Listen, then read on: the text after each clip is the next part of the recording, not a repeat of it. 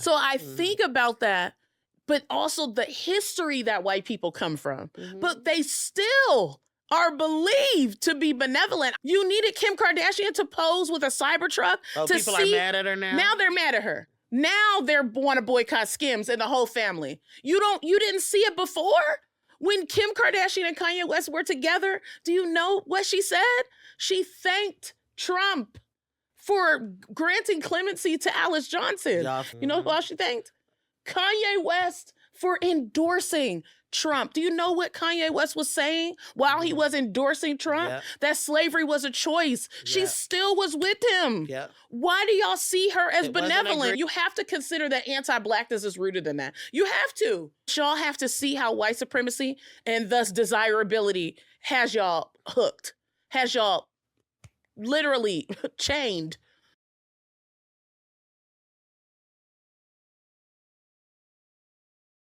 Hi. Welcome. Hello, everybody. Are we getting into it? Okay, let's go.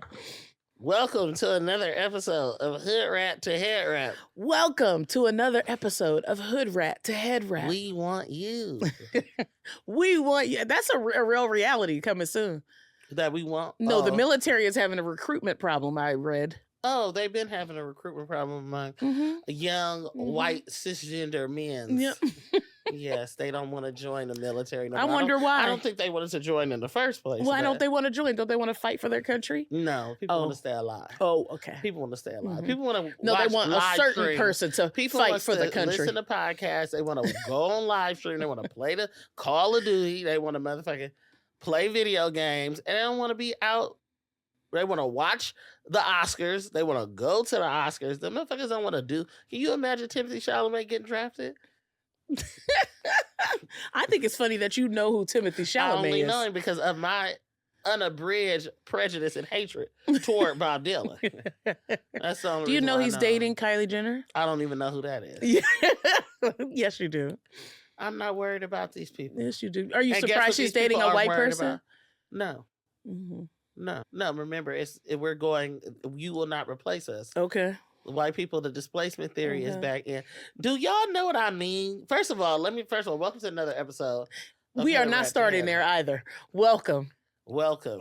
I wanted to know if people know what I mean when I say displacement myth or replacement theory. No, that's a good question. They're both myths.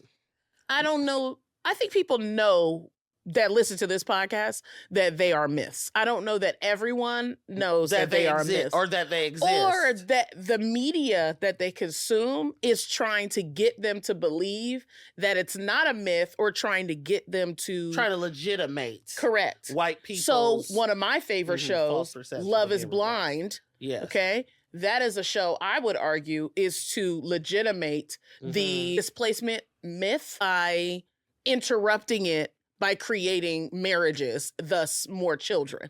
So they white children, create this excitement around marriage, but really what it is like an anti-abortion. Let's address the displacement myth by convincing the viewers, which is millions of people, to also get married and have kids and these heterosexual relationships. Because all of these seasons of Love is Blind, I don't know how many seasons it's been, but how are there no queer or trans contestants this whole time? Well, that's an example of heterosexist or heteronormative privacy. Right, but what is the intention of heteronormativity? The intention of it is what? Because it's upheld by the state, which is also the media. Yes. Right, yes, so I think the intention of it is much, the intention of it is much deeper than what we realize. I watch these shows to critique heteronormativity, to critique cis heterosexuality. However, there is a more sinister message that I think these folks are doing. Let me ask you a question. Do you feel like not watching it is also a critique? I feel like I'm talking to you in a board meeting. That not watching it is what? A critique, because aren't you watching it, supporting it in some sense? Yeah. I keep telling y'all that y'all do. Being like Donald Trump. Yeah. That's what East does. Yeah. East does that. He does it Donald Trump. Yeah. I just feel like not watching it is not really an option. No, I definitely think not watching it is a critique. I turned on Lord Jesus. I turned on Temptation Island the other day. I don't know what that is, babe. It's a show that's similar, but it's couples and they go on the show and they date other people and you can see who they're dating. Mind y'all, this is not on the paper.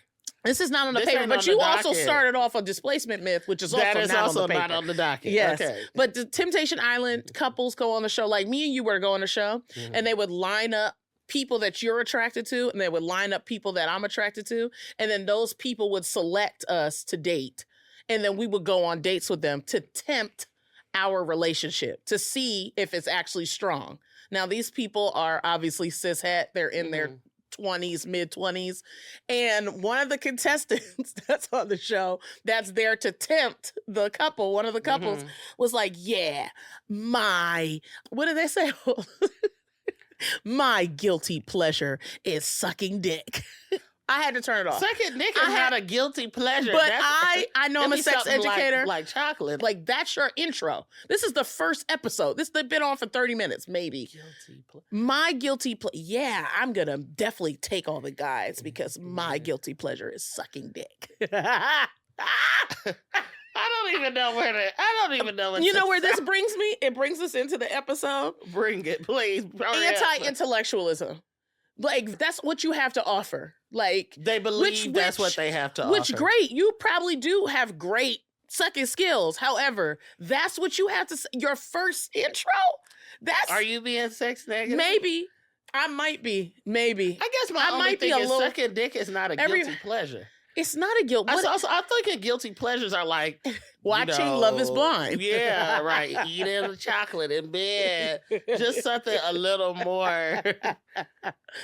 Listening to Taylor Swift. It's just a pleasure. Yes. That people don't feel guilty about. Anti-intellectualism.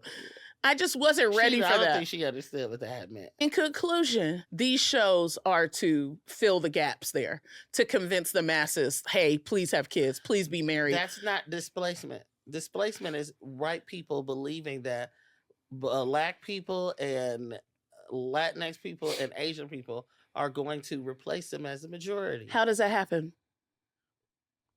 And to your point, the frenzy around perceived low birth rates and declining marriage rates is also a part of that. Yes. So you have overturning of Roe v. Wade, then you have the whitest Love is Blind contestants ever. That's not a coincidence. Because they have Black people on there. They have Black people on there all the time, but this was the whitest thing. This is based in Minnesota. There's something to be said about the links between heterosexism and heteronormativity, and I mean, it's all white supremacist in nature, but there's a direct link. This idea that everybody is straight, I think, does emerge from this idea that white is normal, that there is a normal standard default being from which all humanity springs. And I think definitely a white cishet person is a person people have in mind when they think of human or humanity, oftentimes. And at least that's how we're treated when you do not fit those markers. Yeah. And we're seeing that on display now. Yeah, I was reading Jules Gill Peterson, who is a trans educator, thought leader in the gender space.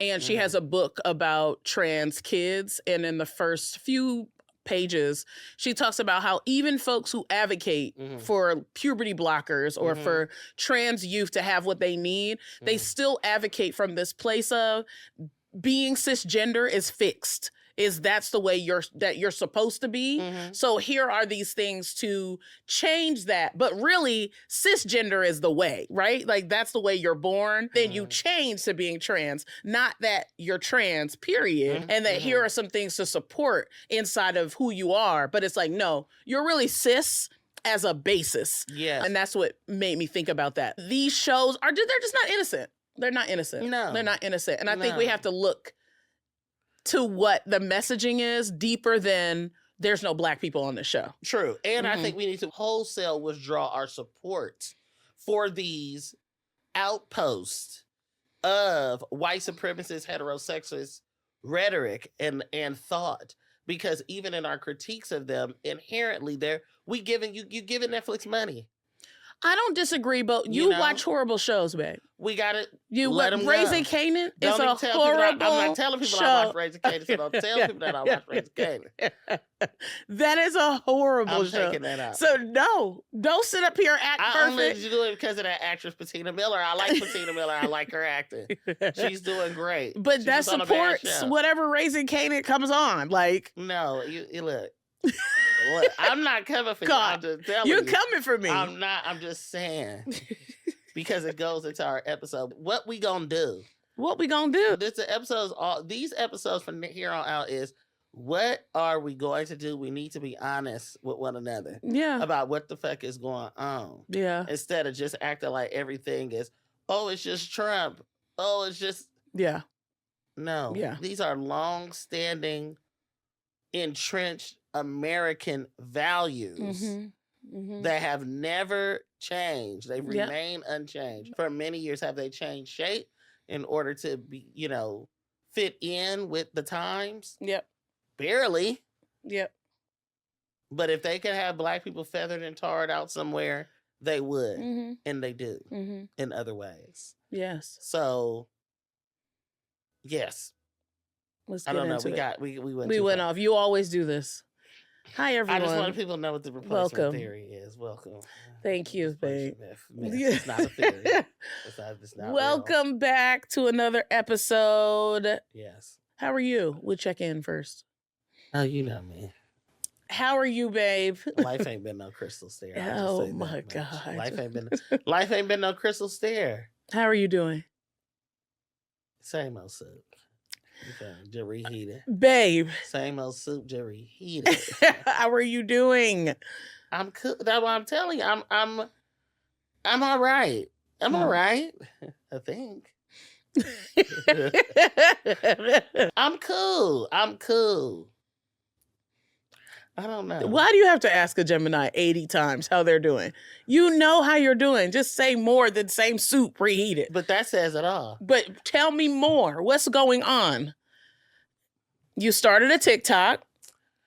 You're on social media. I'm on social media. Would you like to tell people where to follow you? You can follow me. I don't care about that. Babe, would you like to tell people where to follow you? Me at Love to Ball, show do. Yes. On TikTok. I have a Substack as well. Yes. Called CDs, in homage to our digital archival Black underground economy and network. I'll have links to all of that in the description of this episode. Yes. But I'm doing okay. When you ask a Black person how they do, you do have to ask them multiple times. And you do have to decode the answer they give you because they're going to say, Yeah, I'm decoding shit, it. The Black people, that's a literal way that Black people say, how you do shit, I don't know. Otherwise, I would be asking. So how are you doing, babe? It's a full moon, ain't it? Yeah, it's an eclipse season. It's eclipse going on. I feel eclipsed in every way. Somebody asked Erica online, like, oh, you and Ebony seem pretty solid. Are y'all worried at all? Or like, what's going on? I'm like, we are really not projecting reality if that's how we that's what I'm like. I was like, honestly, it's not that we solid. It's just that, one, you can't be vulnerable as a Black person. You can't really be vulnerable at all on the internet. But as a Black person, no, any vulnerability is going to be taken advantage of. It's going to be weaponized. It's going to be used against you. And there's not going to be much sympathy, empathy on the other end if you go online crying or really talking about the things that are going on in your life, because people have already made up in their minds their perception of you and what your life is like. This is not just us. This is pretty much for all users of the app. Yeah. And just not even users of the app, but as we live our daily lives, people are walking around making assumptions about what people are going through or not, or that they aren't going through anything at all. So for me, it's like, you wouldn't know how I felt really, because I don't share that online. And I don't share that online because it just doesn't feel like it would safe. Matter. Doesn't feel, not even just say, it just don't feel like it would matter. So I'm going through they said something with the full moon or the eclipse where you'll start to think about things that have happened to you in your life, and the emotions will come bubbling up to the surface. And that's kind of where I'm at, where I'm just considering the ways that I've been treated, the ways that I've treated others, the ways that I've tried to show up, and what I've gotten in return, and also how to move forward. Whether that looked like forgiveness, whether that looked like forgiveness of myself for having been in those situations or been around those people or whatever it is. I'm doing some healing work, but it's not easy. Yeah. As I'm 34 years old, I'm negotiating what I want out of my life. So that's a lot. That's why I just said you feel me? I'm good. But that was generous. That was generous. I get that. I'm in a liminal space. I'm figuring out who is there for me, who is not there for me, and how to negotiate the fact that I enjoy human beings. I enjoy people. I'm a group person. I'm a communal person. And how to temper that with the reality that not a lot of people are like that. Yeah. Yeah. So or at least there are people who are like that, and there are impediments to people showing up in a more communal way. And that individualism is the order of the day. You kind of help me have more grace for the negative ways that people have shown up. It's sort of depersonalized, sort of come from, as you say, an abolitionist framework. I'm trying. And I want to transmute that abolitionist framework as to all aspects of my life relationally, not just how I relate to the politics or the world or the government or the criminal injustice system, etc. In a word, I don't know how I'm doing. How you doing? I feel tired. I feel tired. I feel toddler life is very challenging, especially today's Monday. Coming off of a weekend, Mondays are usually my Sunday because East is in daycare and I can actually do what people do on Sundays, which is lay down or do laundry or clean up and do it in a way where I'm not constantly, managing, looking after a child. So I'm tired. I feel like our leader is running us. And I coming into 40 this year, allegedly. I am thinking a lot about similar things to you. The friendships that have gone and the expectation that I move on from them, but also what I was doing in some of those relationships and not like doing like badly, not a morality thing, but how I was showing up and what I was doing to have love in my life, but wasn't receiving that on the other end. And I think that's just something I'm reflecting on as I come into 40. I feel like 40 is such a big birthday where I'm like, we were talking about this the other night and you were like, I feel pressure. I'm like, I don't like that you feel pressure about my birthday because I feel pressure about my birthday. I feel I'm supposed to have, I sent you a black tie birthday party and Eb was like, are you cis het now? I don't know. I don't know what to do. I've been thinking maybe I should go on a trip by myself, but do I really want to be by myself somewhere else? I typically want to be with Ebony. Like if we're going on a trip, we go together. But is this a time where I need to just sit alone?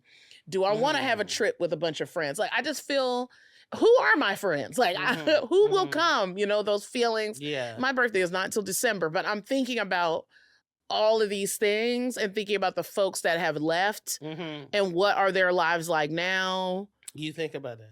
Yeah. Did I mean anything to them? Do they think about me? Do they miss me? Do they mourn me? Do they grieve me? Like thinking about that and also missing my mom and thinking about my mom and wishing my mom was like around or here, even with East, but even to sort through this stuff, and I can hear, I know she's with me, but I mean like in this realm.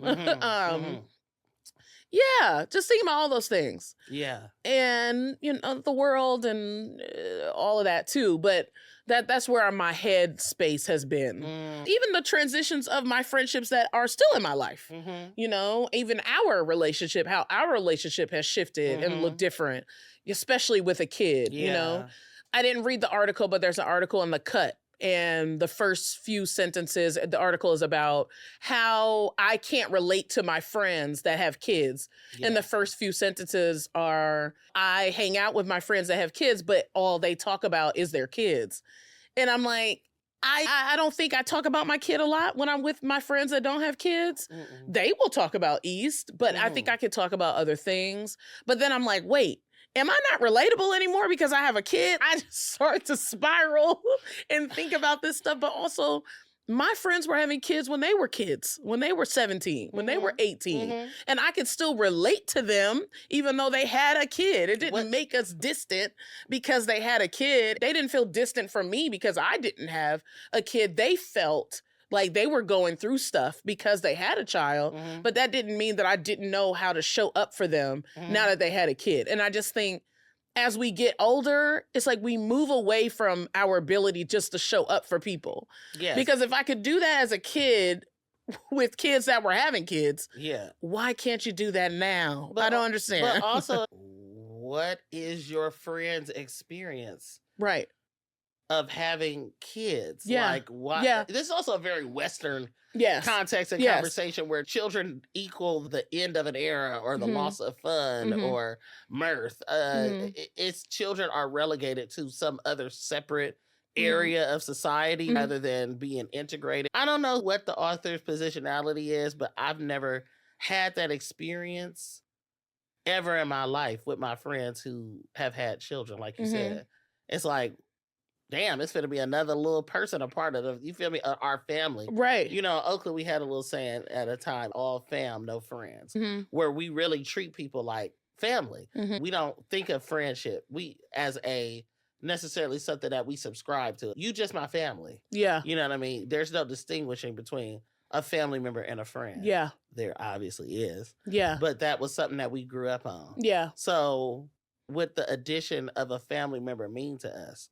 Another person. Yeah. That's exciting. So I just wonder about people's psyche where it's like, because your partner can't go to the club all the time or do shit on a whim, is that now why you are having a reaction to them? Do you not, quote unquote, like children? That's also something that I cannot relate to. I'm not saying that I personally think that moralistically, for somebody to say, I don't like children, I don't get it. I think it's weird. And I really hesitate to judge people. But I judge people when they say shit like that. Why do you think it's weird? What you mean you don't like kids? What the kids do to you? It's a whole bunch of shit out here for you not to like. It's normalized to say I don't like children. Yeah. It's normalized to not like children. It's so strange. I think people say that because they don't want to have kids and they have to give a reason big enough not to because there's so much pressure to have kids. But to me, I'm like, just say you don't want to have kids. You don't need to necessarily say you don't like. What is there not to like about a kid that's not yours? And this is coming from a person who did not imagine themselves or ever want to have children. Right. But I love children. Like, kids are gross. Kids are top tier annoying. Annoying as hell. Kids will drive you up a wall. I get it. Like, I really, really get it. But to say you don't like... But that's common, that people say they don't like kids. It's common. It's common. I don't know. And like you said, it's like, what did the kid do to you? There's something about the idea. It's something that I think y'all jealous of kids. Oh, say more. Y'all jealous because kids is free. And you're not. And you're looking at the child as if they're having some type of imposition on you or your life or your ability to have friendships when a child is just being a child. I'm existing. Yeah. You put hella stipulations on yourself and your friendships around how you're going to exist or how the friendship is going to exist. A child is doing no such thing. Yeah. You need to be learning from children about how to be freer. It's nothing bad about a child on this earth.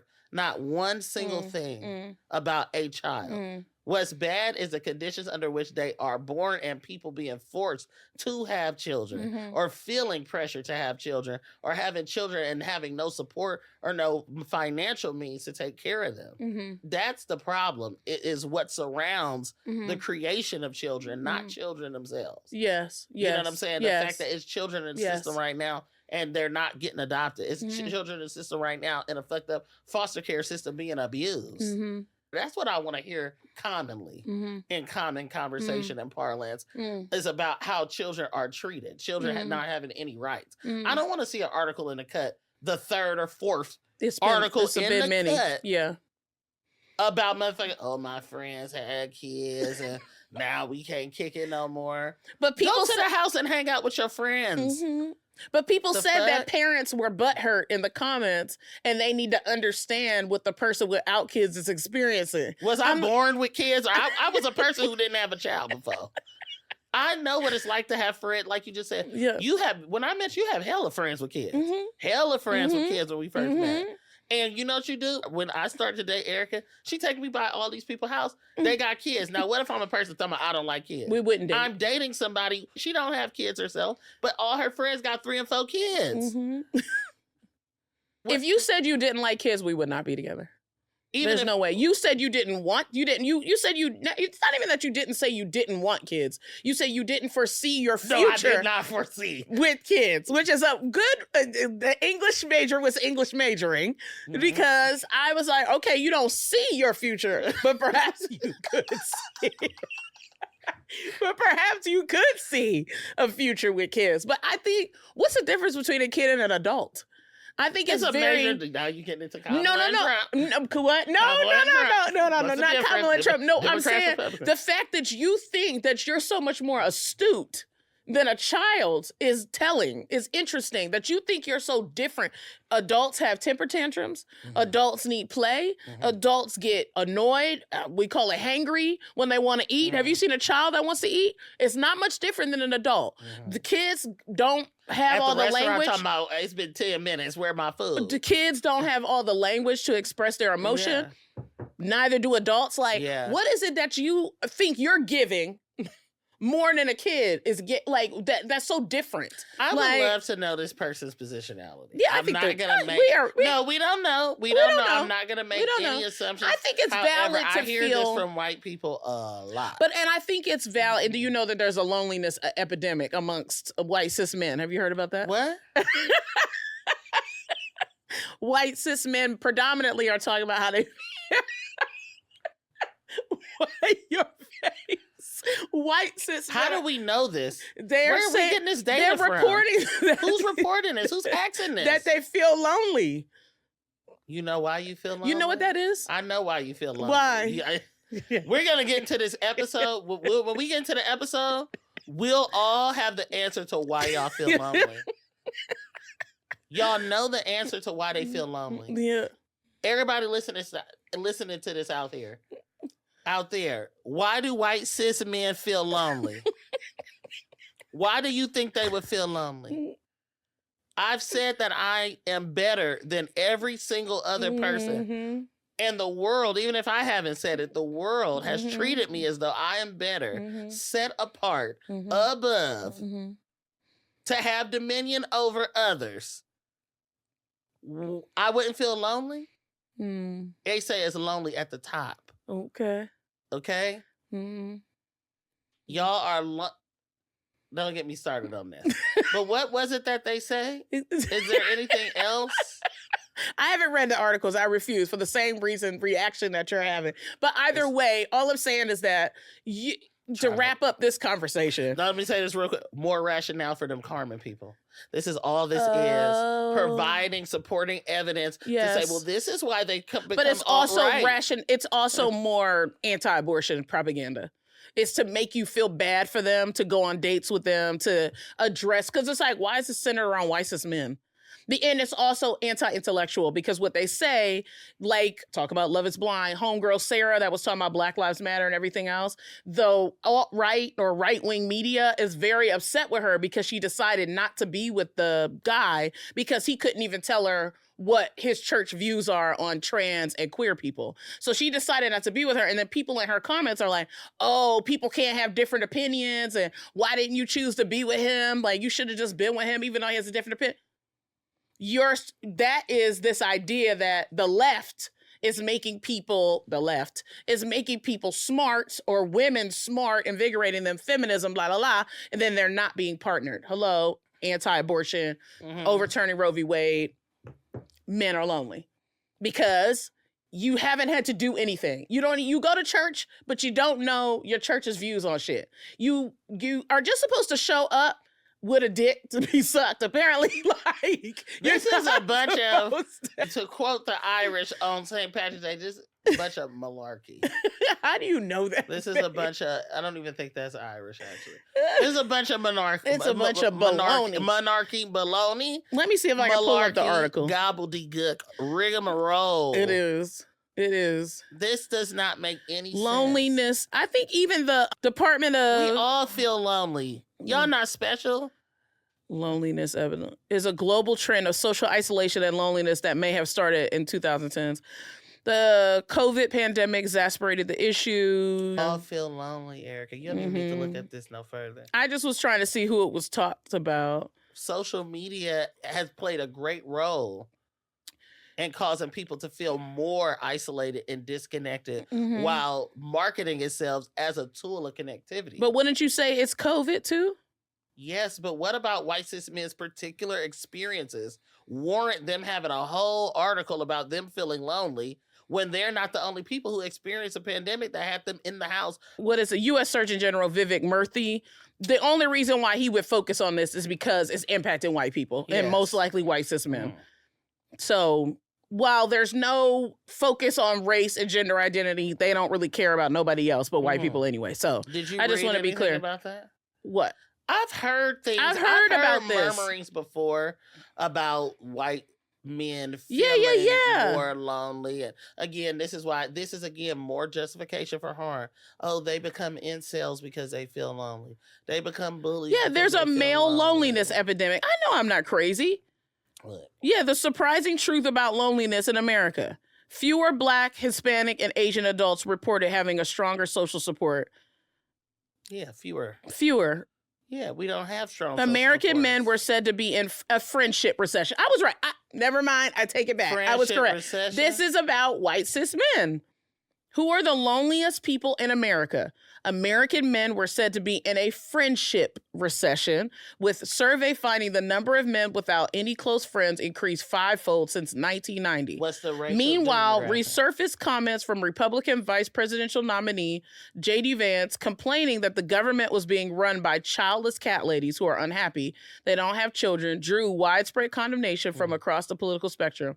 Last year, the U.S. Surgeon General released an advisory underscoring the seriousness of loneliness and isolation. While long-term data on loneliness is lacking, recent surveys have found increases in loneliness that predate the pandemic. Where is the racialized aspect of this study? I mean, to say American, but then not to qualify which American man does signal to me they are talking about white cis men. Like, how is this stratified? Find it for us, y'all. Find it for us. But I know this article is in Vox. We'll find it. We'll find it and add it in. But if the U.S. Surgeon General is talking about it, it's about white people, and particularly white men. Like, that's what I have been reading. I mean, there's always this why white men aren't joining the military, why white men aren't entering marriages at the same. There's always this concern and always this surprise when white cis men are experiencing some type of hardship. So those are things that are reported about, written about. There's the focus of studies. That's not unusual. Okay. Yeah. I mean, people feel community is not valued in a capitalistic structure. No. So everyone is going to feel lonely when everyone's focus is to be individual, get your house, buy your house, get your money, get your stocks, your own individual stocks, get your savings account, have your kid, and don't interact with nobody else because all you have is this unit and that's it. Well, you interact with the people you think fit your same lifestyle. Yes. I.e., if I got kids, I'm only kicking it with people with kids. I.e., if I don't have kids, so I don't maybe want to hang out with people so with maybe kids. the cut article was about people feeling lonely because when I would argue when white people have kids, white wealthy people have kids, they tend to go off into their little silo and don't want to really talk to nobody else that don't have no kids. So but how maybe do I not? But I have that perception of white wealthy people in general. With or without kids. With or without kids, you white wealthy, you're in a silo. Yeah. And you prefer to stay around people who have similar wealth unless you're slumming it. Yeah.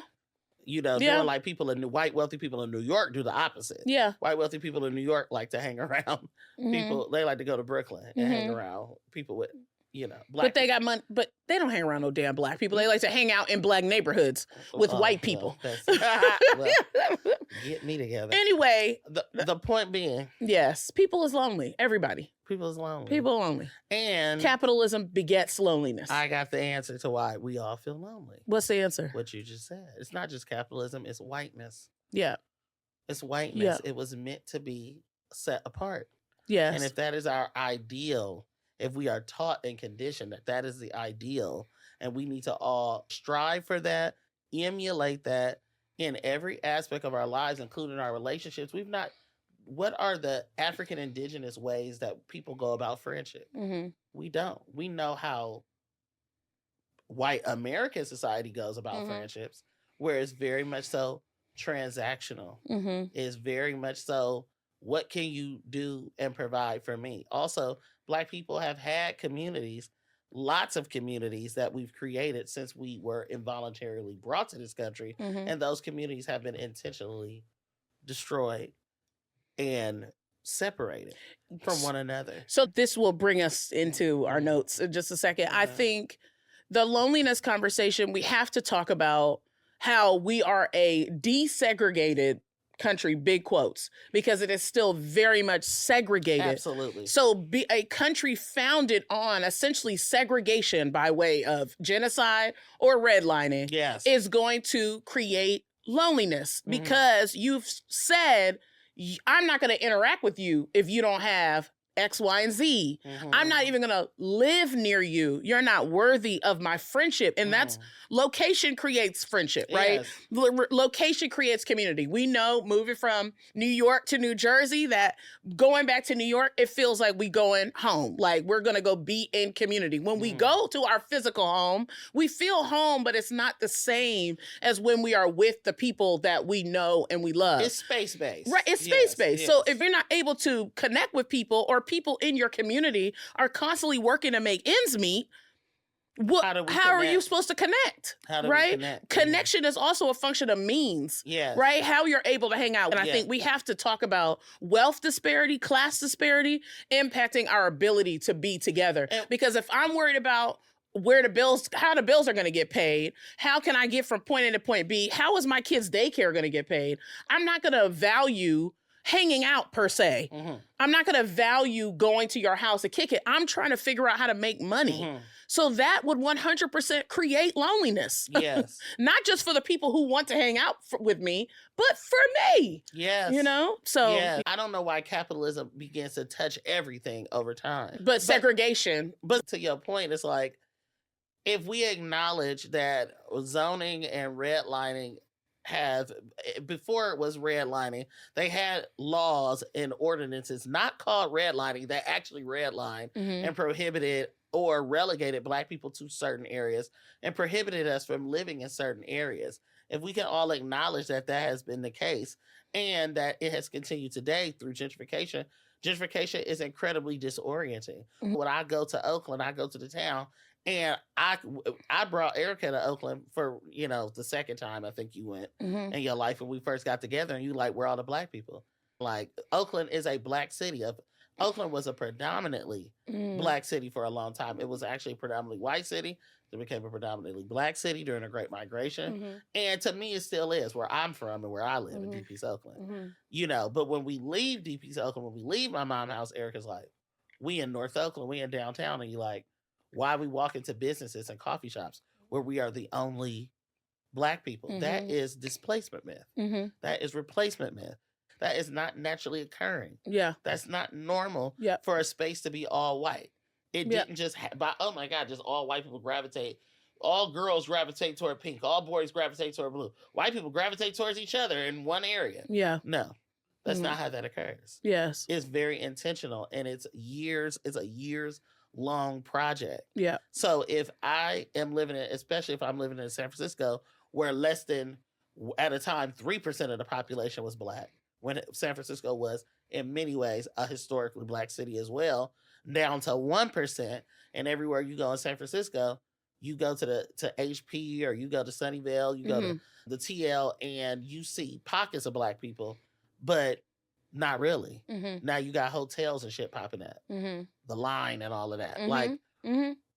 that's disorienting. Yeah. Where did the people go that I would normally connect with? Yeah. Where did all the people that I used to know? Yeah. Where the hell did they go? Yeah. Of course, a person under those conditions is going to feel lonely. Yeah. Like, where did we all go? And when we are in communities with each other as Black people, how is our ability to connect disrupted by the fact that we need to make ends meet? We got to rub these nickels together and get these, Yeah. That has to change, obviously. Mm-hmm. And I do think Black people do a great job of connecting with one another. Yes, absolutely. Despite anywhere. And I do think that this social media is a big part of it. You asked me how I feel about being on TikTok. And honestly, I feel like TikTok is distracting. Mm-hmm. And I feel like it's immobilizer. Mm-hmm. And I feel like it's there, to, not just TikTok, but social media in general. Yes, it can be wielded for good. Yes, it can be wielded to organize and to strategize.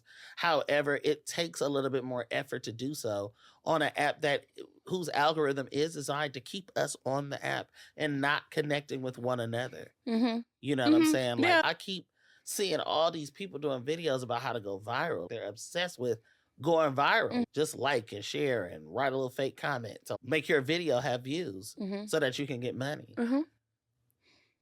That's the thing. People trying to make money.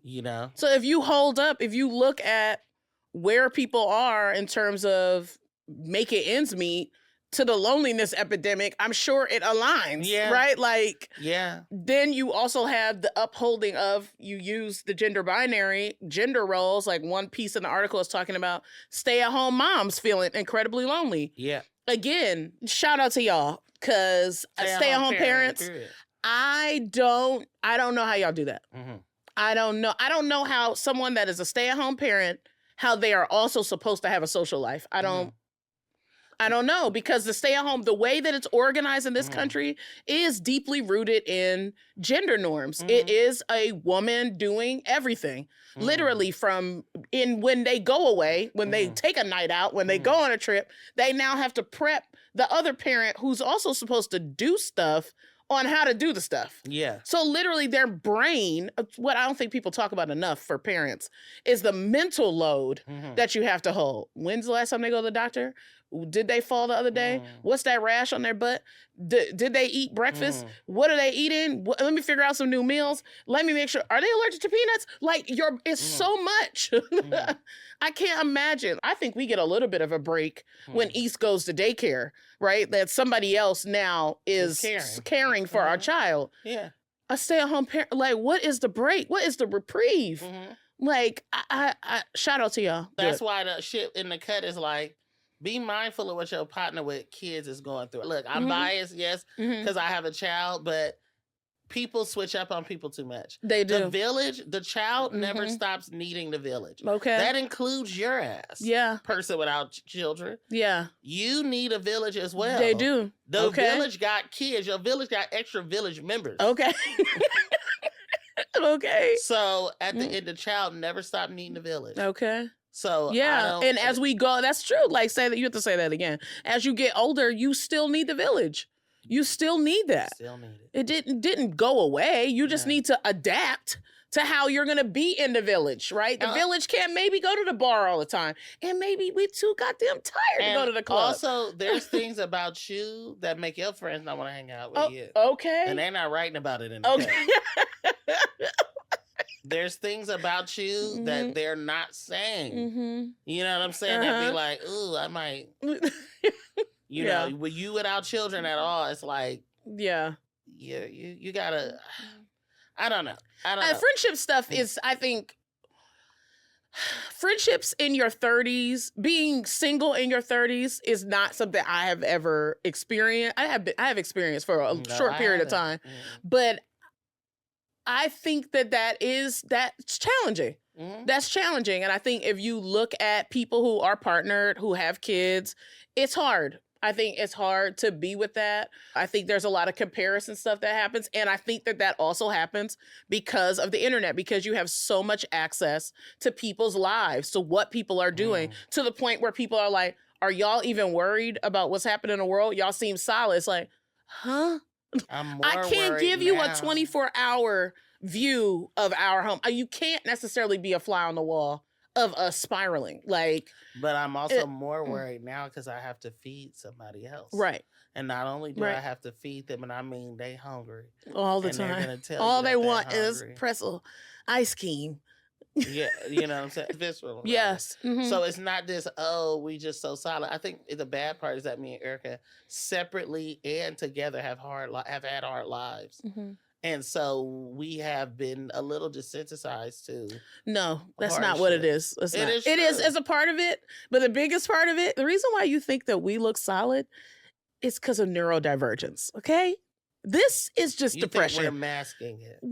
It's just depression. It's just high functioning depression. That's Anxiety, ADHD, all the rest. Okay. The whole bit. We don't show you our anxiety attacks. You can't necessarily. I'm not picking up the phone when I'm having an anxiety attack. Like, you was crying though. I cried because I was moved. I'm not gonna cry if I'm sad. I'm not picking up a phone because I'm sad. I was crying because I was moved by who you are. Thank you. And I regret crying on the internet, but I tried to keep it together. For likes and clout. Anyway. Back to racial segregation really quick, and to East. East is in daycare. Mm-hmm. East has come home with now a George Washington coloring page, whatever. A leprechaun. Thanksgiving, which was literally people dressed as pilgrims and people dressed as, I guess, what they would think Indigenous Americans are dressed as. And it's the hat with the belt buckle on the head that they put on my baby. It had him sitting up there with all the other kids. They also do very binary stuff. Ebony and I, obviously, every parent, I think, talks about school. Mm-hmm. And where you want your kids to go to school, yada, yada, yada. In this country, school is situated by your zip code, where you live, what you have access to, unless you're putting them into a private paid school. Mm-hmm. Now, you are against private schools. Yes. I grew up in private schools. I'm against private schools. I'm against private schools. Unless it's an all-black private institution, maybe. If it was an all-black private institution, I would consider it. It's an independent school that has to be privatized because that's how they get their money. But that's different. But I have to be honest that I have been indoctrinated into the belief that a private school is better than a public school.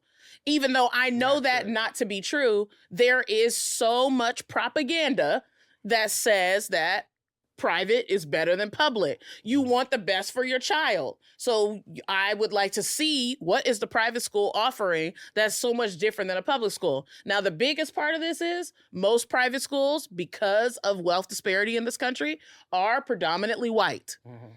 I don't want my child to go to a predominantly white institution. Mm-hmm. That's not something I'm interested in. As a survivor of predominantly white institutions, as a student and as a professor, it is incredibly challenging. Like, I don't think that people talk about that enough. Like, and I went to, technically it's not a predominantly white institution in Puerto Rico because they're Puerto Rican, but most of them was white. Like, racially they were white. I was called the N-word. I was called the N-word of Puerto Rico. I was called the N-word in Maryland. When I was a professor, I was called the N-word. I have these experiences impact the psyche, right? You will grow up in these spaces thinking that you are not smart, right? Thinking that you are not attractive, right? It took me so long to see that, oh, it is that I'm hella fine. It's just I grew up around a bunch of white people convincing me that it was that they were attractive.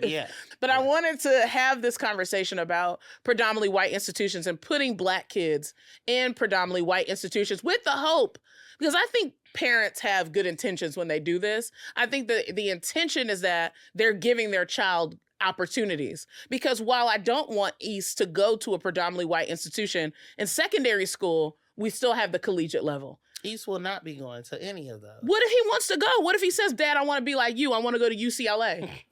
What are you going to say? No. Eb, it's just as simple as that. You keep thinking that you got control over this child. This child is controlling us. Look, it's as simple as that. You know, sometimes you just have to say no. Eb, what if he gets into Yale? No. You're going to say no to Yale, it's to Brown? It's about how you bring your child up. Raise up a child and they will know the way. Ain't that the Bible verse? Is it HBCU better? Categorically, yes, in my opinion. Okay. And by better, I mean... Because if East is queer, I don't know. I don't know that... Good point. Yeah. Good point. here's the deal. The reason why private schools exist is not just because of wealth disparity. Mm-hmm. It's almost like a byproduct of it. Yeah. It's because in reaction to Brown versus Board of Education, that landmark legislation that desegregated schools in the United States, because of that, and in reaction to that, a lot of white people and a lot of white municipalities and counties, they decided to then, well, if we got to be in school with Black kids, what we're going to do now is we're actually going to either defund all of the Black desegregated schools to the point where those Black schools, Black teachers, all of that no longer exist. And we are going to move to private institutions. I think it was in Virginia, a county in Virginia took all the public funding out of all the schools. Out of all the high schools. And so white parents was like, hell no, where our kids gonna go to school? Right. And they was like, okay, bet, we got you. And so they decided to essentially move most of their education to a more privatized structure where you could just pay. Yeah. To have, and that's what a lot of places in the South, but also in the North as well did. We don't want to be integrated with Black students. We don't want Black kids. We don't want Black parents. We don't want them a part of our communities. We don't want them living near us. And we certainly don't want them going to school with us. Yeah. So what we're going to do is we're going to just have our own schools. Yeah. So that's where that comes from. So this idea of PWI, predominantly white institution, I'm glad that there's a term to describe it. But what I sometimes get worried about with the term is that people think it's naturally occurring. That, it's just predominantly. Yeah. It doesn't actually explain how methodical and strategic of a move it was to get any space to be all white.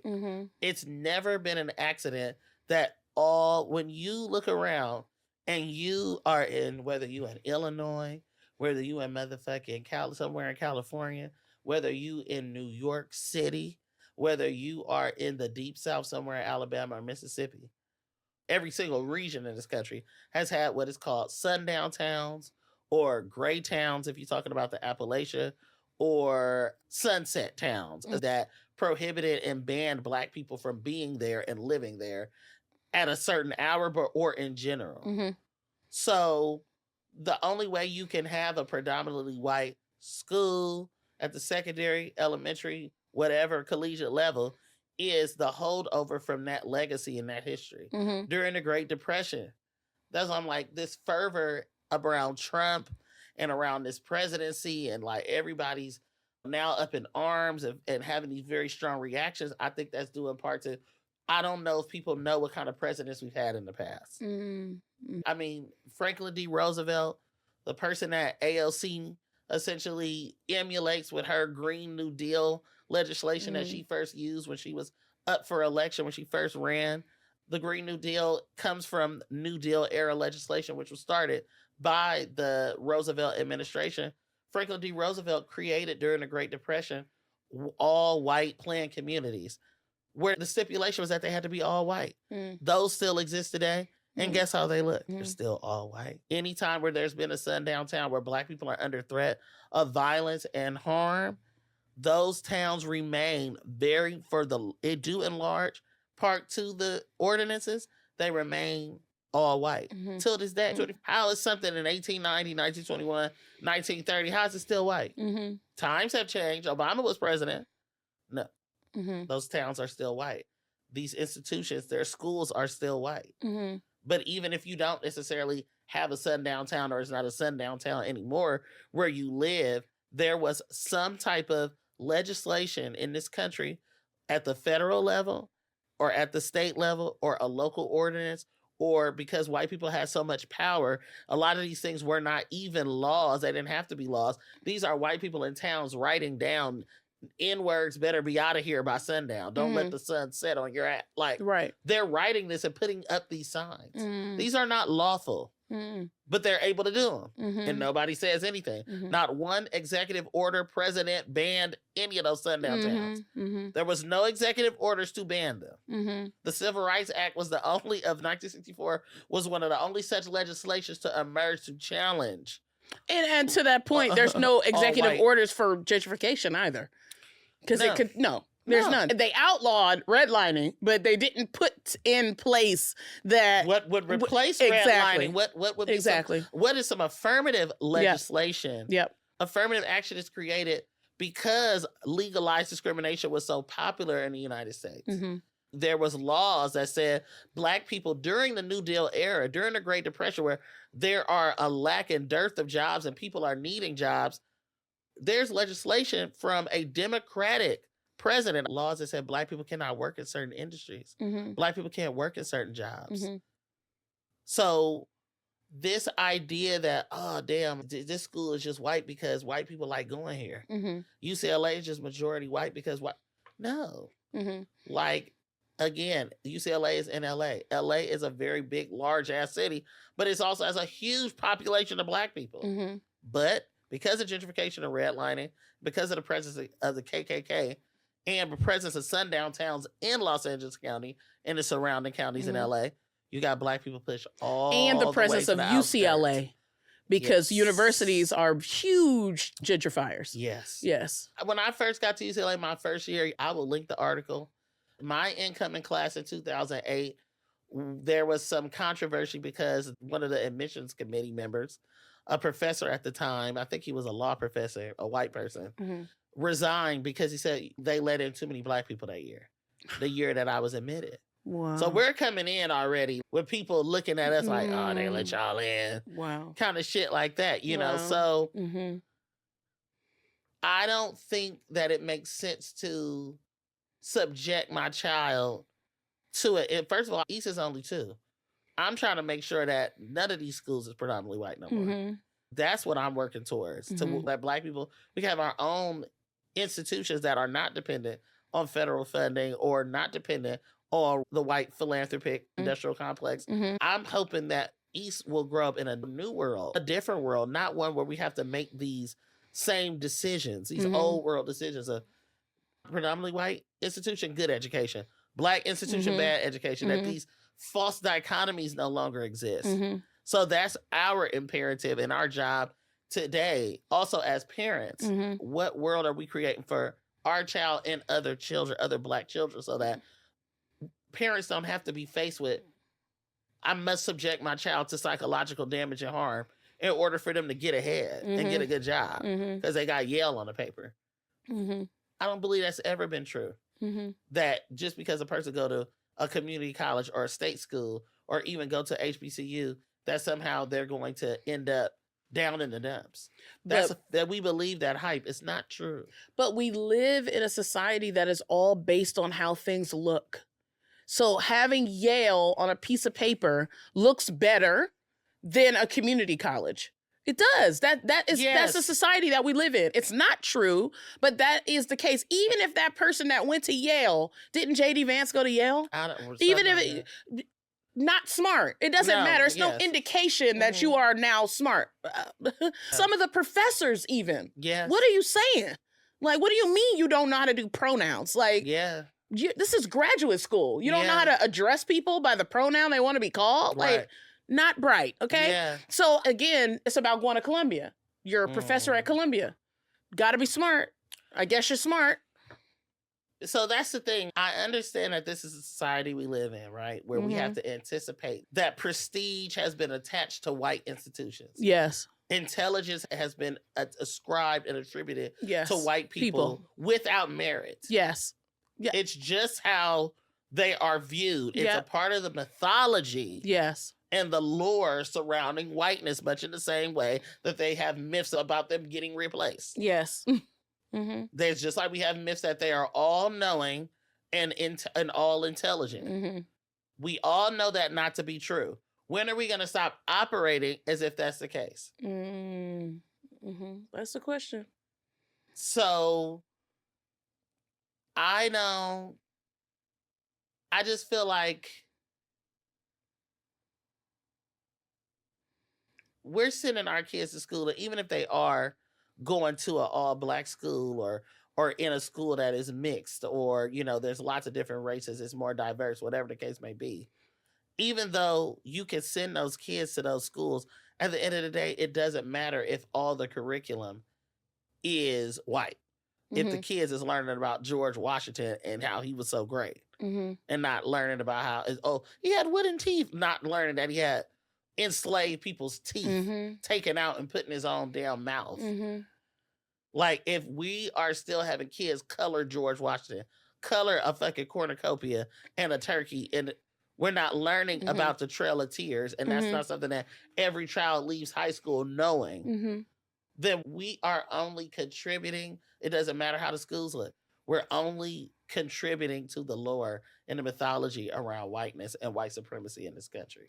Yeah, I think that like perfectly brings us to Mahmoud Khalil and also the student activists that organize the encampments at Columbia and across the country, but in particular Columbia, where they're getting their degrees rescinded, they are being expelled, because how you are brought up in this country in the educational system, regardless, in my opinion, where you go to school, is that you are supposed to be de-radicalized and move into and be obedient to the state so that you can continue to give money and taxes to the state. You're not supposed to resist the state. You're supposed to support everything that the state is doing. So if you actually know that George Washington from a young age had the teeth of enslaved people, that's going to have you revolt, right? You're never going to want to talk about George Washington ever again, but let alone go to a school named after him, which there's many, right?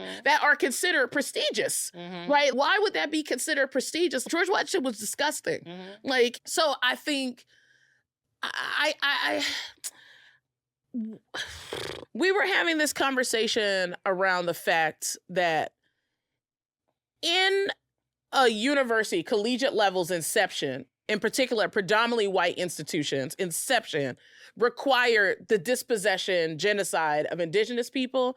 And also, most of them, if you read the book Ebony and Ivy, required enslaved labor, right? And even the schools that set themselves apart or said they weren't going to build off of enslaved labor, they still had conversations. Most schools are built off of that. If you read the book Ebony and Ivy, most of the schools are, and even the schools that said they wanted to separate themselves or distance themselves were still building capital off of debates about abolition, right? They're still profiting from... Or they were splitting hairs like Harvard and saying, well, if a student has slaves employed at home, was it really slavery at Harvard, or was a faculty member? Even debating abolition is still benefiting from the institution of slavery. They're doing the same thing on social media. Right. They do that at Harvard now. They debate affirmative action and all that. But I guess our conversation that we were having is that the invigoration and push to have these schools divest from the apartheid state of Israel is not the same invigoration for them to divest from gentrifying Harlem, or for them to divest, or for people to divest from Columbia entirely. Like, and I look to myself as somebody who taught there for 4 years. I still wanted to teach at Columbia, even though I had experienced harmful things before I was actually pushed out, right? I still wanted to teach there. I'm looking at the fact that I was overlooking the harm that Columbia has caused to Harlem. So what has us still invest in these institutions and overlook the harm that happens to Black and Indigenous people continually, because it's still continuous harm. The fact that Black people are pushed out of these institutions simply by how much they cost. Right? I don't know how much Columbia is right now, but I think it's upwards of $70,000 a year to go to that school. And I'm sure UCLA is near it, right? But Columbia is one of the most expensive universities in this country. What has people, and now with what's happened to student activists, including Mahmoud Khalil, what has people continue to apply there? What is the level of cognitive dissonance? This is a good question. That we are still thinking that Columbia University is a good school. And I would say that for any boarding school that has had racist allegations, even HBCUs that have been transphobic, anti-Black, homophobic, why are these spaces still considered good schools. I think it's a don't throw the baby out with the bathwater mentality. Like, Okay. it's this, I guess, so this is a good question. It's a hard one to answer. Mm-hmm. I'll make the analogy. This is almost analogous to this conversation, and I'm not derailing this conversation. They're all together around whether Democrats and Republicans are the same. Okay. And a conversation around the United States being a democracy or not. Okay.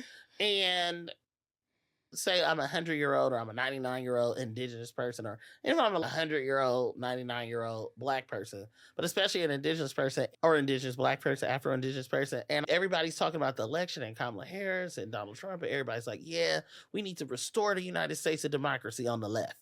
And then on the right saying, we need to restore the United States to democracy.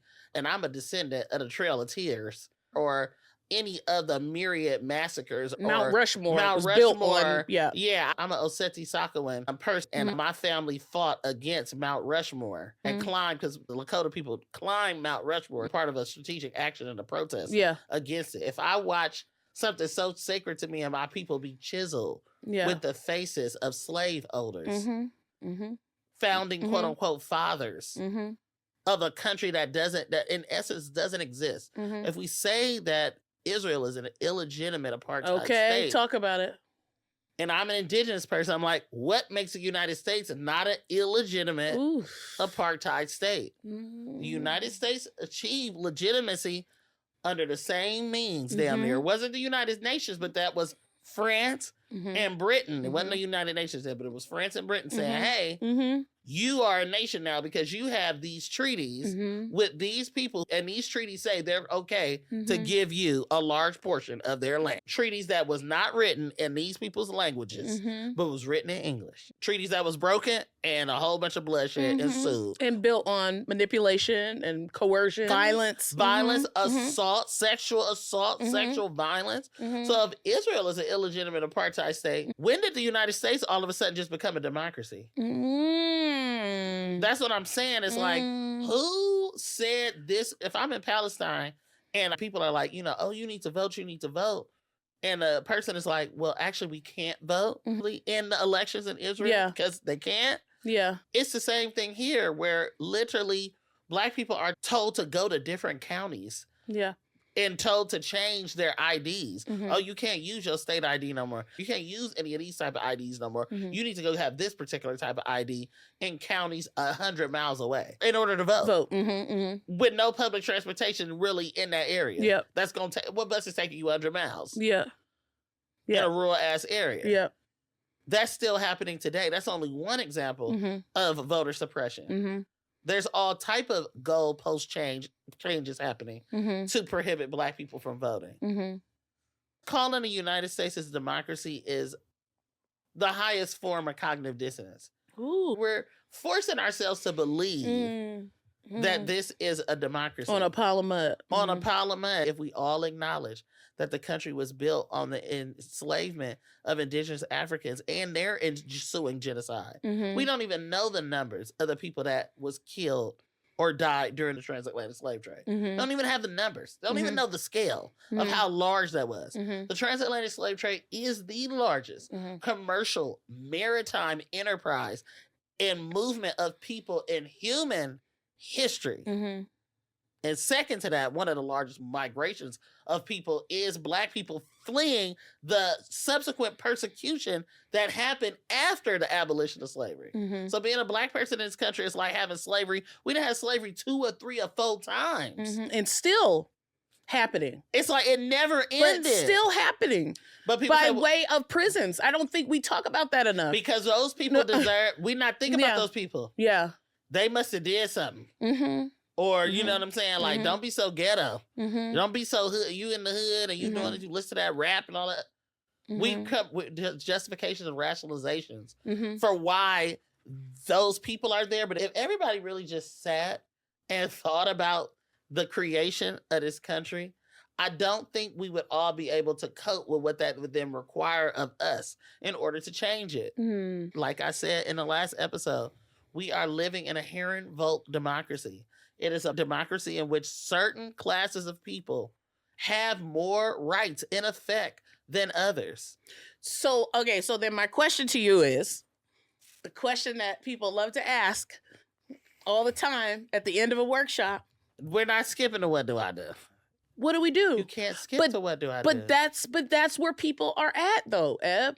What do you do? Like, you're bringing this back to the universities. I see the connection, but you might want to make the connection. Bringing this back to the university. What do? You want to go to school? It says to put on a resume that you need to gone to at least get a bachelor's, even a master's at this point.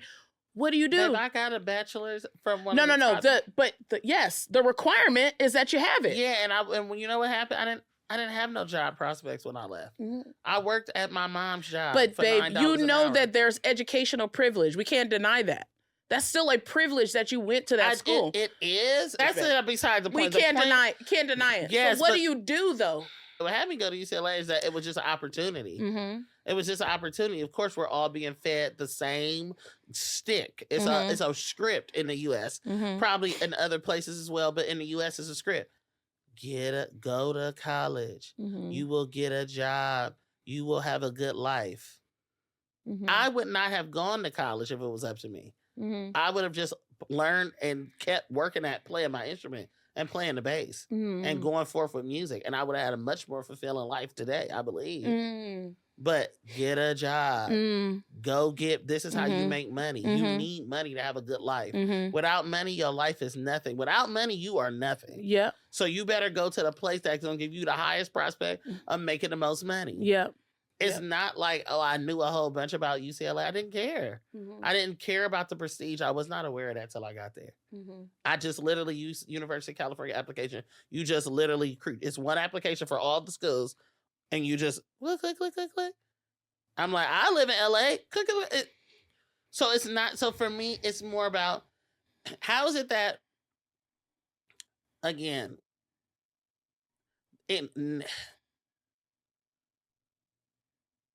if the U.S. is supposed to be a democracy, then how do you explain the origins of the country? How did it become a democracy? At the same time, swaths of Black people, trigger warning, are being lynched. Mm-hmm. How? Mm-hmm. How is a Democratic president, a democratically elected president, Franklin D. Roosevelt, and his wife Eleanor, to the point where she has a town in West Virginia named after her, greenlighting all white planned communities? Mm-hmm. If I'm a Black person living in the 30s and 40s, or just like when Black people came back from the war, for World War I and World War II, they were gagged because of how they were being treated. Mm-hmm. It's like, I fought for democracy. I fought against fascism in Europe. I fought against Nazi Germany. How is it that you are telling me that I am not a citizen? The point being is that we don't have no democracy to look forward to. So when you go to a PWI, all the things that you think that you have to look forward to, your education, you do. However, at what cost to whom? The janitors, the landscaping, the groundskeeping, the other custodial, hospitality services, community, the surrounding community, all those staff members, the adjuncts, even I'm going to throw the adjuncts in there because y'all wasn't getting paid nothing. At what cost? What has made this school so prestigious is the endowments and the largesse, the money. Where'd the money come from to make it a prestigious school, to market and attract you? They go for scholars, faculty, staff, artists, and residents, everybody. Also, again, how are the people being treated who keep the school running? Why are you okay with the landscaping and the custodial staff being treated the way they are and getting paid what they do? Why is that cool? And why are they all Black and Latinx or Asian and the top, all y'all deans and regents and all the motherfuckers at the top of the school, why are they white? Yep. Most of the time. Why don't they look like the same? Why aren't they the same? You get what I'm saying? Yeah, the last president, not Lee Bollinger, so the one before. Yes. Oh, girl, I forgot her name. But $3.9 million was his salary. $3.9 million. I think it's the most out of any school. The top salary. Harvard is a corporation. Mm-hmm. We didn't really I don't think the public fully realized this. I know I didn't until Claudine Gay was essentially blackballed and you knew that. No, I didn't know that. Harvard is run by the Harvard Corporation. Oh, yeah. I didn't know that. I thought it was a university, like just an educational institution. But it's not just Harvard. It's a business. It's not just Harvard. All schools are businesses. With the exception of public, but even public, if you've been around any of these like principals, or you get into the nitty gritty of what's the people above a principal, the superintendent. If you get to know any of those folks, they do not care about no education. They care about how many people graduated so they could get more funding into the school. They don't necessarily care if those people that graduated have a place to sleep. Yeah, or prepared. Have food to eat. How are they going to eat after the school? The free lunch goes away. They don't care about none of that. So when you get to collegiate level where you have a actual tuition cost, it's scary. Right. It's scary. So I think it's the same thing that's happening now. The answer to your question around what do people do?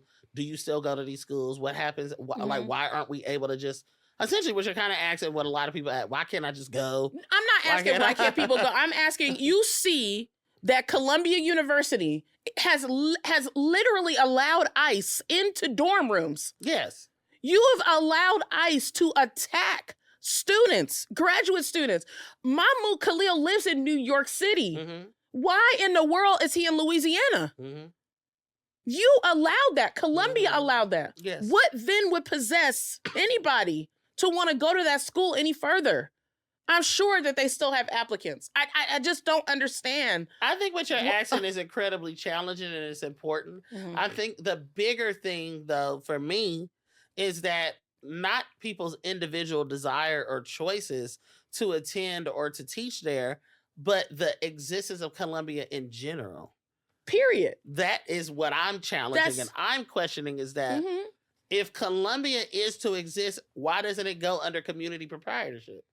For people over there in Harlem, why doesn't... I'm thinking about how we can take community control. Oh, also, fun fact about Morningside Heights, that's a created neighborhood by Columbia. Yes. Because they didn't want to say that they were in Harlem. Yeah. So literally Morningside Heights is a gentrified neighborhood. Yeah. Visa by Columbia. Yeah.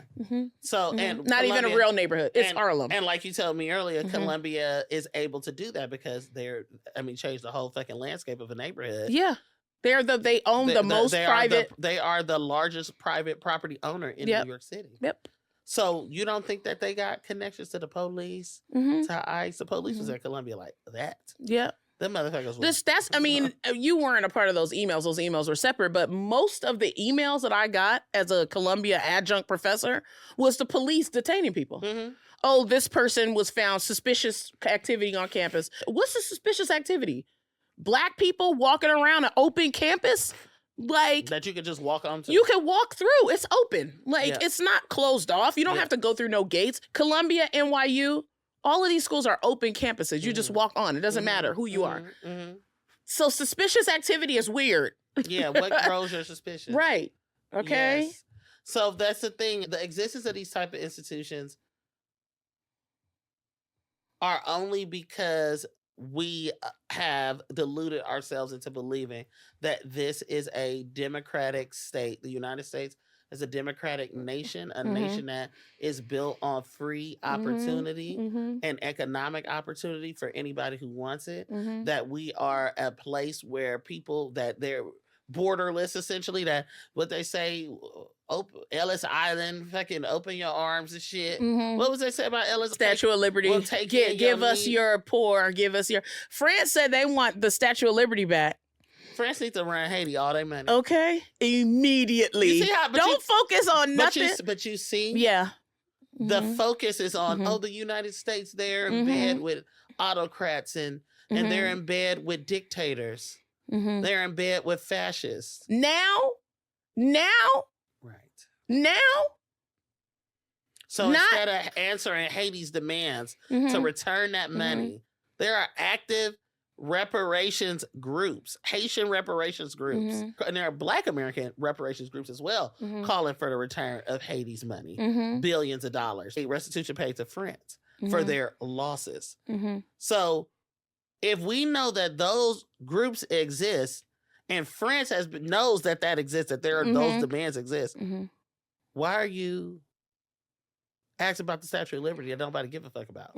That you're not gonna get up out that water. You're not gonna go get the statue. You're not gonna do. You might actually. Y'all will use $1 billion to get that statue out the water and not give it to Haiti. Okay, they'll literally go and get $1 billion. To get that statue. I'm pretty sure France has not divested from the apartheid state of Israel either. So I'll focus on what you got to focus on. It's not this. But my question, one thing that I think this perfectly segues. I just have to ask you this: is this not social media, not TV, as our parents said, the beginning of anti-intellectualism? Because if you've been convinced that George Washington's teeth were wooden, you've been convinced that the U.S. is a democracy, ignoring all of the history that it's built on, you come into a place like Columbia University or UCLA or Brown or wherever, thinking that education, the little that you got in secondary school, can shift the world. Isn't that the beginning stages of anti-intellectualism? If you've never actually been, you got to go do your own research. You got to go do your own bibliographies. You got to seek out Black writers and Black authors. Even at these collegiate institutions, many people have never heard of Audre Lorde. I agree. So June Jordan, is that the beginning? Are we starting too late with social media? Or does social media respond to the fact that we weren't getting this education in the first place? We were convinced that all you need to do is go to a good school and you'll make money and you'll be able to pull yourself up by the bootstraps. And guess what? Racism will go away. That's all you have to do. That is what I grew up on in my middle-class household. Was my dad a broken record, okay? You know what he said? Get a good education and you will be okay. And you know what happened when I said that I wanted to do psychology? He said, I said get a good education, but I wanted you to go into science. It didn't matter about the good education anymore. It was all about making money. I want to talk about a little bit about and I agree. I agree. Social media is when we talk about anti-intellectualism. Social media is too late. The anti-intellectualism started when the Spanish said, Black people are Black in color because of Ham's curse. Or Black people are Black in color because their mom wanted to eat something while they were pregnant and they didn't get to eat it. I mean, these are literal things that during colonization that these people thought. Or Jewish people smell different. Or these are people that are writing the laws that would then organize the world. Black people's skulls look different. That's why they're not smart. That's why slavery is justified. And they run real fast because of the skull size. It's like... men have short hair, women have long hair. Isn't RFK Jr. a part of that family? Of what family? Roosevelt? No, babe. Oh, he's not a part of... Oh, he's a Kennedy. Oh, you're not talking about Kennedy. You're talking about Franklin Roosevelt. Roosevelt, sorry. It's anti-intellectualism is here with us. But he said that Black people have different antigens. Yeah. It's like... Today. He said that in... again, he repeated it, 2025. Yeah. Okay? All right. And he has a good job. Okay? He does. Okay. And no education. None. Zero. So the anti-intellectualism started with what Cedric Robinson, who's the author of Black Marxism. Yes. I keep telling y'all to go out there and get that book. If y'all want to join us tomorrow in the middle of our reading. Well, this is not going to be out tomorrow, but join us for the next one. For the next Wretched Readers of the Earth. There's a teach-in about the book to help us all get through the text together. But it starts with racialism. He's saying that racism came before race. That the demarcating of differences, the exaggeration, the exploitation of differences in phenotype, nationality, etc., the European penchant for differentiating people along those lines in order to establish a dominant group. The Irish, the Slavs, the Celtic people, the British people, all them motherfuckers is white. Mm-hmm. They all got the same skin color. Mm-hmm. But the British found a way to be like, you're not English. Yeah. You're a slave. You're a Slavic person. That means that Slav comes from the word slave. Yeah. You know what I'm saying? So this ability to differentiate people and eyeball people and say, you're stupid, you deserve to be a slave, the creation and the manufacturing of a Negro. Mm-hmm. You know what I'm saying? Yeah. Like, a perfect victim is essentially what they created. Yeah. A person with, as Cedric Robinson says, no history, no culture, no situatedness in time, just a lazy beast of burden, a person to do labor. Anti-intellectualism starts there with the ideas and the propaganda that white people have created about themselves and, in effect, about everybody else. Yeah. Tucker Carlson said, if I had a black, of course, he said female surgeon, I would assert that they were not as qualified. That's anti-intellectualism. Yeah. And we haven't been relating to that as anti-intellectualism. No. Yeah. We just say racism is inherently anti-intellectual. Yes. It's not based on any type of empirical data or fact. Yes. It's not. Yes. It's all made up. Mm-hmm. And today's St. Patrick's Day. St. Patrick is not real. Mm-hmm. It's based off a real person, but he didn't have nothing to do with no motherfucking shamrocks, no green, no leprechauns. I don't even think leprechaun, now for the avoidance of doubt, I'll say I don't know if there's no evidence to suggest that leprechauns exist. They call Kwanzaa a fake holiday. All holidays is fake and made up. But you don't hear that rhetoric around St. Patrick's Day, do you? No, everybody wear green. It's like they had nothing to do anti-woke, when the church created that. Anti-woke is just rallying against anti-intellectualism. It's just rallying against intellectualism. Yes. It's rallying around thought that would be in opposition to the dominant classes, dominant narratives about the creation of this nation. Yes. You know, we had a great conversation on the way here about fascism, this term. It's come back into common parlance to describe the ordering of social and economic relations in the United States. And you ask me, why do you think that is? And I'm like, I think it's because white people get to write themselves into a narrative of oppression. I think and for white people, I think fascism, it feels to them that it encompasses, it also includes their experience under authoritarian rule, how they're impacted. Now, all of a sudden, everything is fascism. But in 2016 or 2014 in Ferguson, was people saying this is fascism? Tanks being called, that is the definition of fascism, a military force being called on a citizenry. People also say it's an oligarchy.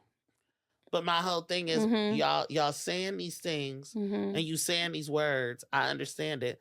But we already have language to describe what is, I don't know why white supremacy wouldn't just encapsulate that. You know what I'm saying? Like white supremacy encapsulates fascism. You know what I'm saying? Like when Mussolini created fascism, he wouldn't be looking down on FDR. He would be like, I love what you did with them sundown towns and making them all white. That shit was tight. Like, that's right in alignment with what I had in mind when I created, and after World War I, when I created fascism. That's right in alignment with what I was thinking.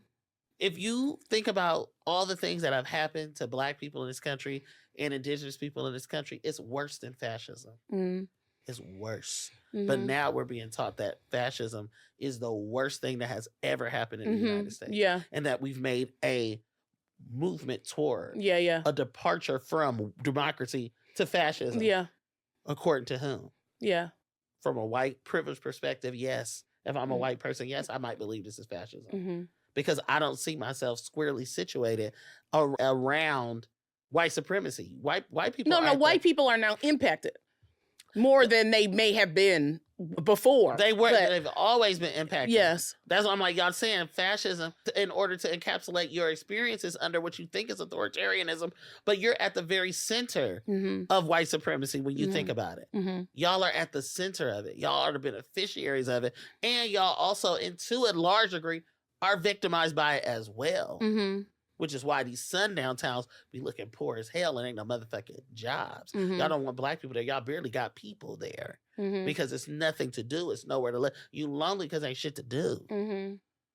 It's nowhere to go. It's y'all living in these little silo planned communities that you've planned and kept Black people out of, and now you only have each other. Mm-hmm.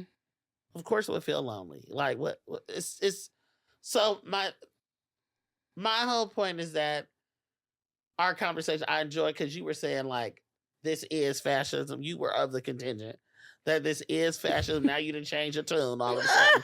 But you were, it is fascism. I listen. You said stay woke. It so is I fascism. listen. But you're, to your point, if you think about the definition of fascism, in my defense, hold on. In my defense, I was saying that it doesn't make sense to me to be calling this fascism, but not what has already happened to Black and Indigenous people fascism. Like, people always talk about World War II and they talk about the Holocaust in Germany. They don't talk about, and Europe, the surrounding countries, they don't talk about the Holocaust in the United States. Yes, against Black people. Against Black people that lasted 250 years plus. Mm-hmm.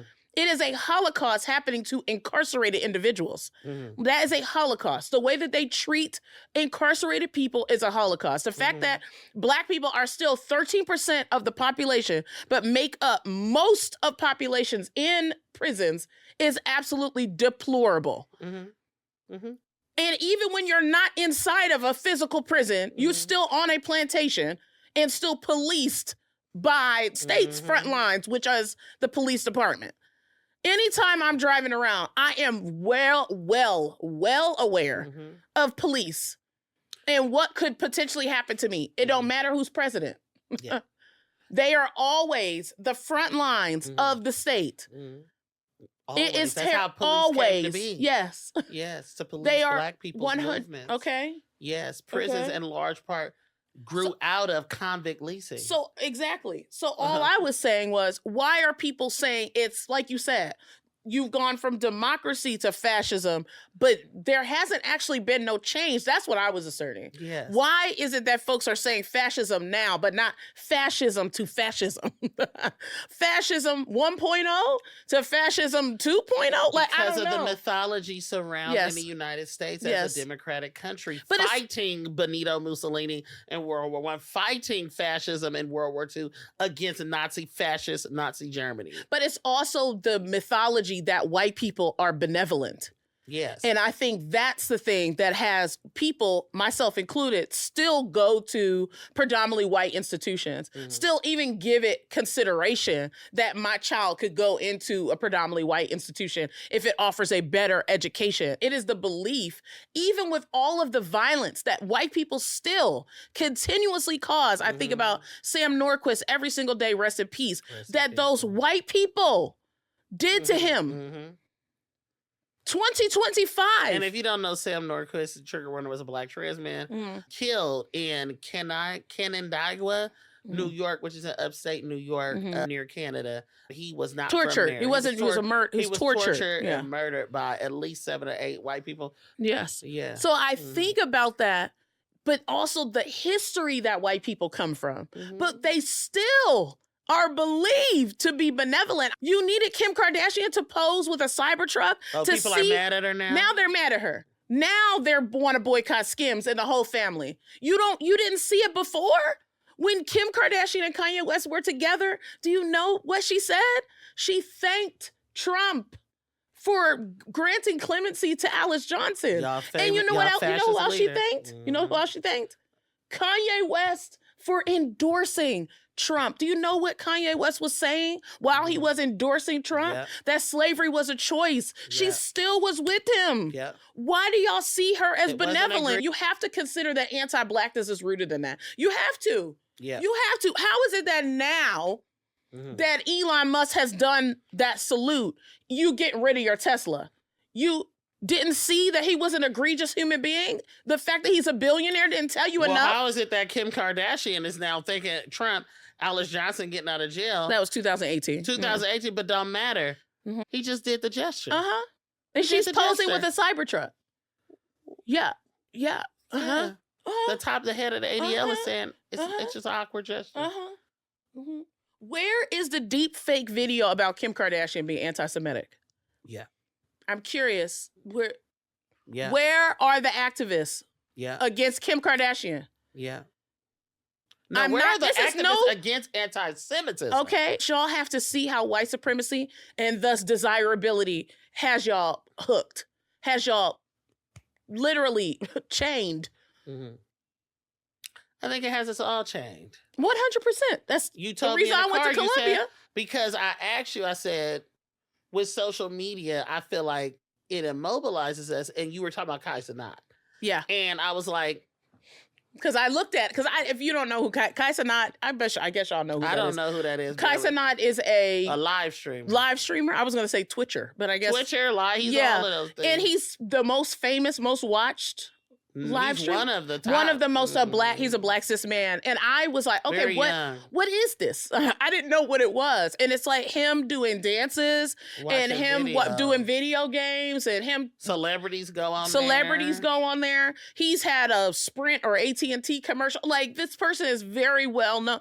He's not talking about nothing that I see. He's just having fun, which is fine. But I'm just curious. Because we were talking about kids. You were like, if I'm a child or a teenager and I'm coming up and I'm watching people play video games all day long, I'm not going to want to go out and do shit and mobilize and organize. I'm not going to want to agitate the state. I'm not going to want to do any of that shit because it's all about, you were talking about social media, it's all about how things look. Yes. Even if you track the popularity of these people on TikTok, it's like, motherfuckers, the most popular are the ones who, according to the white supremacist beauty ideal, they meet that the most. It's not about what's between your ears.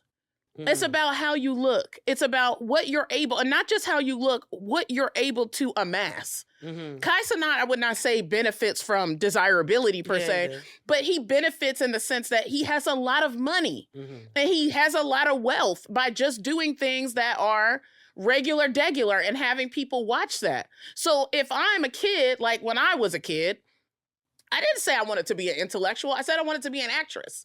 Why did I want to be an actress? They're beautiful. They make a lot of money. TV. When I was TV, well, that's what I had access to. Oh, there's the people on the television, and then there's the people not on the television. You want to be the people on the television. They make it so it looks glamorous. It looks amazing. It looks easier than your life not on the television. That's the same as social media. Now with social media, you have so much access to what people are doing that have Uber's amount of money. And you feel like people are locating and seeing themselves inside of that. Yeah, I think wanting to aspire to that. I think that there's becoming a little bit of a shift, even with influencers now. They're trying to talk more intellectually. They're doing more than like the matchas and their avocado toast or showing their makeup routine. While they do their makeup routine, they're talking about fascism or talking about Palestine a little bit because that's what people are desiring for. They're desiring for some level of intellectualism. They don't just want to see necessarily like pretty stuff. They want to see an agitation, right? Because folks are exhausted. They're seeing that, well, you actually have all this money because you don't talk about nothing. You actually have all this money and you are partnering with places like Walmart, which is only harming us even further. Like, people are waking up to things, so these influencers are doing it. However, what people see is, oh my God, you have millions of followers and all you had to do was post a video? Yeah. Why do I have to go to school? Yeah. When all I have to do is post a video and I can make millions of dollars just like that person. When I would teach in the early days of sex ed, something that they wanted us to address is that most of the students wanted to become football players and basketball players. Like, what's wrong with that? Yeah. Or rappers. All of them idolized. What's his name? I always call him Chief Keef. Chief Keef, right? Like, they idolized him. They idolized Nas because you said these people have wealth and they're doing good. They're happy. You don't have no money. You need to be like them. Here's how to be like them. It's not in a book. The rappers were not necessarily Chief Keef. My understanding is not like an intellectual like rapper. He's not like encouraging people to read and all that kind of stuff. That's not it. They're talking about money. No, he's talking about killing other and niggas. Killing people and fucking. So they said, I'm gonna do that because I want money. I want to be able to survive. That's the thing. It's like, if you look like you have money, if you have money in this society, you are regarded with much more care.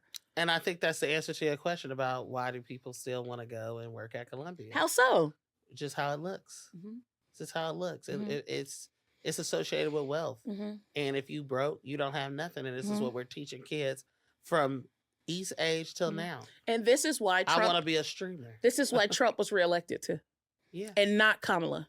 It didn't have much to do with their policies, in my opinion. It had everything to do with this person is rich, looks rich, has been rich for a long time.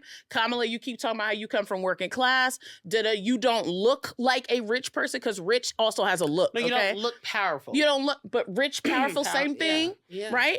That's how people vote, right? They vote for the person that looks powerful. And that to people is a white cis man. It's as simple as that. It's not intellectual. No. You want to be like the wealthy person because all you have been conditioned to believe is that capitalism will free you. And that is racial capitalism will free you. And that is a function of anti-intellectualism at work. Yeah. And social media benefits from that. That's why so many people are on it. And that's why I'm like, I don't.